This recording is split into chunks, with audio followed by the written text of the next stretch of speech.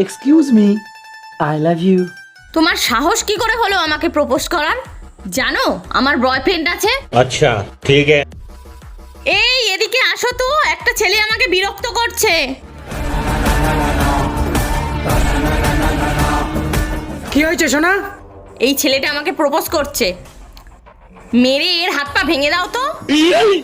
মারতে লাগবে না, তুমি ওর হাতে এই রাখিটা বেঁধে দাও, তুমি ওকে দাদা বানিয়ে নাও। ধর শালাকে।